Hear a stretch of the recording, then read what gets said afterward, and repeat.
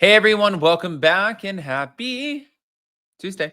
All right, guys. Well, tonight is the Real Housewives of Beverly Hills. You guys know this. We know this, and we're all excited for what's going to come. I think it's going to be a good episode. I don't know if you guys saw the preview, but there is so much still left to be unpacked. And I think that as long as we're still in the show, because I'm not going to lie, like Potomac, I fell off of.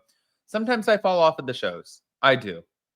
I'm guilty. Southern Charm, I sort of fell off of. Yeah, I have some ones that I fall off of.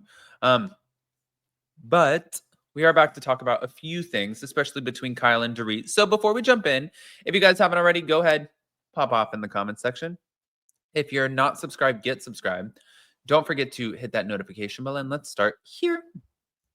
Thank you to Reality Blurb. It's clearly a big deal what's going on The Real Housewives of Beverly Hills. We're on the 14th season, which is kind of crazy. It's still ongoing. And again, like I said earlier, we have a lot to look forward to, I think, especially with Kathy Hilton, Kyle Richards, Dorit Kimsley. I don't think that we're nowhere near finished as far as like what the storylines are, and there's going to be a lot that's said at the reunion. Last reunion, if you guys don't remember, that was the one that put the nail in the coffin, especially with Dorit and Kyle, because there was the leaking of the text messages, and it became an absolute freaking shit show. But recently, Kyle Richards opened up about being ambushed by the cast. Also, she talked about where she stands with Bose and what will be addressed at the reunion. So far, a lot of the drama this season, it has been between Kyle and Dorit. We thought that they were going to choke each other across the table, if you guys don't remember that. But Kyle did say publicly on multiple occasions that the ladies are not giving her the same grace as they give everyone else. But there's also a new report that says Kyle has told her friends that she's done with the show. I don't think Kyle's going to be done with the show. Guys, if you think about it too, like let's just kind of take it back for a second. When Kyle was talking about being done with the show before, she literally took a week off and she realized that the house was empty. Her kids were moving out. The daughters were gone. Her husband now lives in a penthouse condo or a condo or whatever it is. And he's off doing his own thing. And then once she realized that the production part of it, the family that came with filming her, because you guys see her on TV and it looks like she's by herself and like cleaning some things up. But there's like 11, 12 people that are coming into her house with cameras and production A, production B, production whatever. And those people also that she's had around for over 14 seasons, they'll be gone. So I don't think that she is going to give up the whole situation with her husband, give up the whole situation with her kids, and also now she's going to give up the whole situation with the show. It's too much change too fast. And then now you have the whole world speculating that you are potentially a lesbian. That is way too there's so much happening in that one statement that I feel like you kind of have to like, what do they say? Moderation. We got to ease into this a little bit. We don't know what we're doing or what she's doing, but I don't think it's going to happen like that. She's not quitting the show. That's long story short. That's where I was trying to go with it. But she recently held one of her Amazon Live sessions for fans, and for the most part, it was like an hour of her discussing like her favorite products, and she also and her producer, they took questions and comments during the session, and some had to do with Beverly Hills. And one of the first comments regarding the show had to do with Kyle's treatment from the ladies, and she said, quote, "I definitely felt ambushed this year. I told everybody that I texted PK and Dorit when they announced their separation, and no one mentions that text to PK was from the separation, and no one says that I also texted Dorit." She also added, this is quote from her, "Intentionally, guys, of course, to try to make me look like an asshole."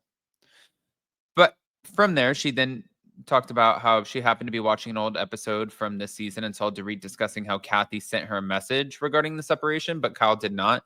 And Kyle said, "I sent you a text. I have it on my phone. And I don't think that, you know, I don't think I won't be sharing receipts at the reunion." Once again, it was just intentionally to try and make me look bad, which is really kind of an asshole move on Dorit. So this is why reality television is extremely frustrating sometimes. But it's kind of, if you guys didn't watch the latest after show with Sutton Strack in the latest after show was asked about, why were you so rude? Why, when Sutton Strack came through and she was trying to get everybody to Garcelle. This is what something was asked. Like when Dorit was talking to you about Jagger, why were you so rude to Dorit? And she said, because producers, I never do this, but I had to break the fourth wall. Producers were telling me, let's wrap it up. And Kyle Richards does a really good job of not really breaking that fourth wall, which is sometimes what we want, but a lot of times like it just kind of ruins the magic of it. It's like somebody telling you that Santa's not real anymore for a lot of viewers. But later a viewer did mention that Bose asked Kyle how she felt. Well, she was asked about Bose. She said, I really like Bose.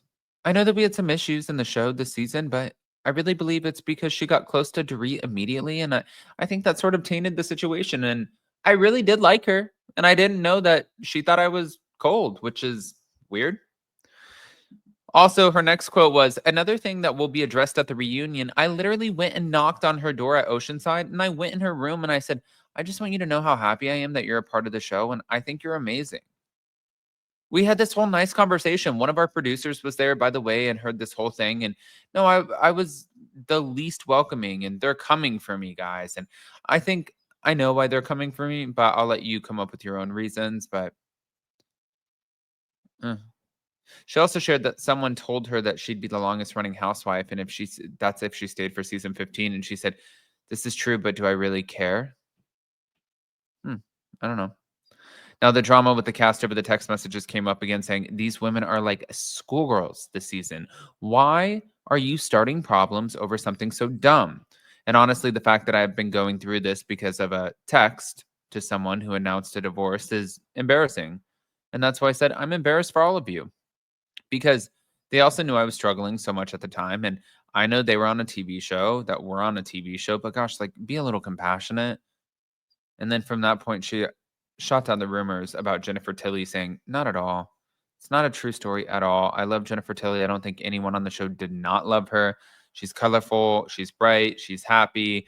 We don't have a problem with Jennifer Tilly, which is good because we don't want no problems with Jennifer Tilly.